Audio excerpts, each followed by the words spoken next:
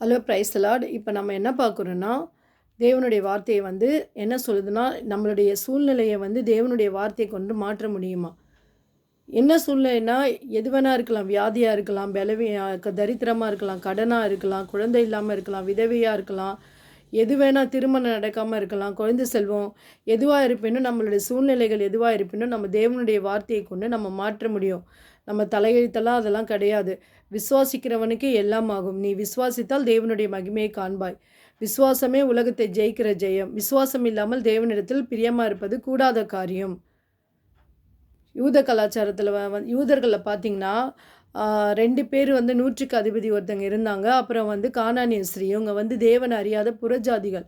அவங்களுக்குள்ள அப்படி விசுவாசம் இருந்தது. ஆனால் தேவனை நம்புகிற பிள்ளைங்களுக்கு அந்த விசுவாசமே இப்போ ரொம்ப குறைஞ்சி போனதுனால எதுவுமே வாழ்க்கையில் எதுவுமே செயல்படுத்த முடியல. அந்த 2 பேர் பார்த்திங்கன்னா இஸ்ரவேலருக்குள்ளே இப்படிப்பட்ட ஒரு விசுவாசத்தை நான் பார்க்கவே இல்லை அப்படின்னு சொல்கிறாங்க. அப்போ நம்ம அவ்வளோ நம்ம சூழ்நிலைகளை தேவனுடைய வார்த்தையை கொண்டு நம்ம மாற்ற முடியும். நம்மளுக்கு 3 அத்தாரிட்டி கொடுத்துருக்கிறாரு. ஏசப்பாவுடைய அதிகாரம் வானத்திலும் பூமியிலும் என் நாமத்தை உனக்கு கொடுத்துருக்குறேன்ட்டு. இயேசுவின் ரத்தம் நம்மளுக்கு சிந்தப்பட்டு இருக்கிறது. இன்னொன்று வேத வாக்கியம். தேவனை நம்பணும். இயேசு தான் வார்த்தை தான் இயேசு. அவரை நம்பணும் நம்ம. அப்போ நம்ம பூலோகத்தில் நம்ம கட்டணும். நம்மளுக்கு எதிராக வருகிற சத்துருடைய போராட்டமாக இருந்தாலும் மனித போராட்டமாக இருந்தாலும் நம்ம காலையில் எழுந்த உடனே இயேசுவின் நாமத்தினால நம்ம என்ன பண்ணணும், நம்ம கட்டிடணும். இயேசுக்கு பூலோகத்தில் நீ எவைகளை மத்திய 18:18 சொல்லுது. பூலோகத்தில் நீ எவைகளை கட்டுவாயோ அது பரலோகத்தில் கட்டப்பட்டிருக்கும். பூலோகத்தில் நீ எவைகளை கட்டவிழ்ப்பாயோ அது பரலோகத்தில் கட்டவிழ்க்கப்பட்டிருக்கும். அப்போ நம்மளுக்கு காலையில் வருகிற கவலை, கண்ணீர், பயம், துக்கம், வேதனை, போராட்டம், ஆக்சிடென்ட், விபத்து என்ன இருந்தாலும் தீய நண்பர்கள், வானமண்டலத்தில் பொல்லாத சேனைகள் எல்லாம் நம்ம இயேசு கிறிஸ்து நாமத்தினால கட்டும்போது பரலோகத்தில் அப்படியே கட்டப்படும்.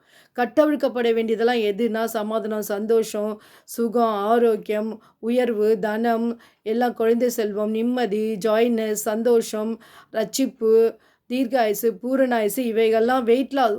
ஒரு சிலர் குண்டாக இருந்தாலும் நான் வெயிட் லாஸ் அவிழ்த்து விடுகிறேன்னு சொல்லி இயேசு கிறிஸ்து நாமத்தால் கட்டவிழ்த்து விடும்போது பரலோகத்தில் அப்படியே கட்டவிழ்க்கப்படும். தீய சக்திகள் நம்மளுக்கு எதிராக வருகிறவங்கள கட்டணும். நம்ம கட்டவிழ்க்கணும்னா ஆசீர்வாதத்தில் கட்டவிழ்த்து விடணும். அதை கட்டவிழ்த்து விட்டால் தான் நம்ம வாழ்க்கையில் அது செயல்படும். அதனால் திருப்பி சொல்கிறேன், உங்கள் சூழ்நிலைகளை தேவனுடைய வார்த்தையை கொண்டு மாற்ற முடியும். ஏசப்பா நம்மளுக்கு கடவுள் அல்ல, அப்பா நம்மளுக்கு அந்த உறவு கொள்றதுக்கு தான் நம்மக்கிட்ட வந்தார். அதனால நம்ம முன்னாடியே ரட்சிக்கப்பட்டமே நிறைய செஞ்சார். இப்போ ஏன் நம்ம செய்யலைன்னா நம்ம வளர்ந்துட்டோம், அவரை அறிஞ்சிட்டோம். விசுவாசித்து பெற்றுக்கொள்ளு, போராடி பெற்றுக்கொள்ளு. போராடுறதுன்னா பெரிய போராட்டம் இல்லை. அவருடைய நாமம் நம்மளுக்கு தந்துட்டாரு. அவருடைய வசனம், ஏசப்போடைய ரத்தத்தை கொண்டு நீ சத்ருவை கட்டு, மனித கிரியைகளை கட்டவிழ்த்து விடு. உன் ஆசீர்வாதங்கள் என்னென்ன இருக்கா ஆசீர்வாதங்களை கட்டவிழ்த்து விடுன்னு சொல்கிறாரு. இதை நீங்கள் செயல்படுத்துங்க. தலையெழுத்து கிடையாது, எதுவுமே கிடையாது. நம்ம இங்கேயே பரலோகமாக அழகாக வாழணும். அப்பா சொல்கிறாரு, பரலோகத்தில் தன்னுடைய சித்தம் செயல்படுவதை போல் இந்த பூலோகத்தில் செயல்படுவதாக தான் ஆண்டவர் சொல்கிறாரு. நீ பரலோகத்தில் தான் உனக்கு எல்லாம் இல்லை, எல்லாம் அப்படின்னு கிடையாது. நம்மளுக்கு இன்றைக்கி ரொம்ப காணப்படுகிறது பலவீனம், மரணங்கள். இதுதான் காணப்படுகிறது. நம்ம ஏன் அல்பாயுசில் போடணும்? அப்பா தான் சொல்லியிருக்கிறாரே, பூரணாயுசை தருவேன், தீர்காயுசு இருக்குது நம்மக்கிட்ட. என் மாமிசத்தை ரத்தத்தையும் அவன் புசிக்கிறவன் அவன் என்றென்றைக்குமே அவன் மரிப்பதில்லைன்னு அப்பா சொல்லிட்டாரு.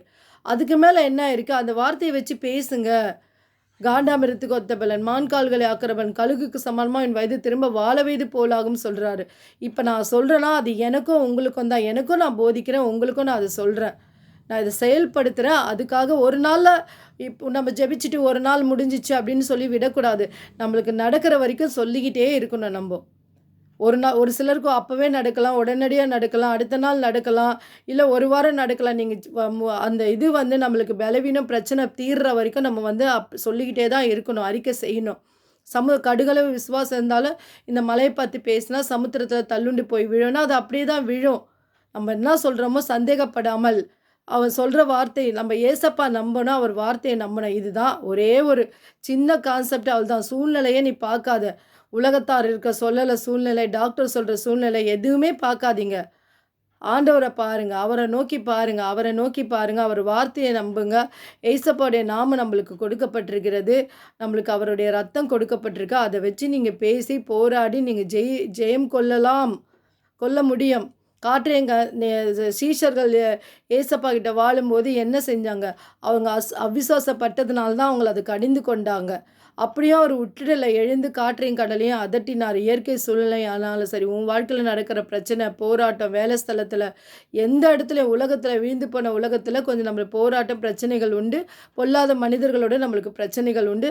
அதோட இல்லாம இந்த லூசிபர் அவனுடைய கூட்டாளிகள், அதான் விழுந்து போன இந்த உலகத்தில அந்த வால் ஆடிட்டு இருக்கு. கொஞ்சம் பிரச்சனைகள் வரும் நம்மளுக்கு. ஆனாலும் நம்ம வந்து ஏசப்பா இந்த உலகத்தில இருப்பவனை காட்டிலும் நம்மளோட இருக்கிற தேவன் மகா பெரியவர். உன் சூழ்நிலைகளை மாற்றி நீ வந்து தேவனுடைய வார்த்தையை கொண்டு உன் சூழ்நிலைகளை மாற்ற முடியும். ஏசப்பாவை நோக்கி பாருங்க. அவர் ஒரு நாசரத்து ஊர்ல, அவர் வளர்ந்த ஊர்ல ஏன் அந்த அற்புதம் செய்ய முடியலன்னா, அவங்க இடம் குடுக்கல. நம்ம ஏசப்பாவுக்கு இடம் குடுப்போம்.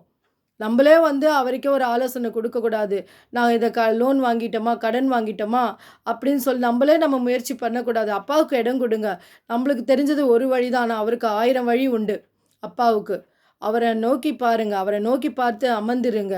அவருடைய வார்த்தையை நம்பி நம்ம சூழ்நிலைகளை மாற்ற முடியும்.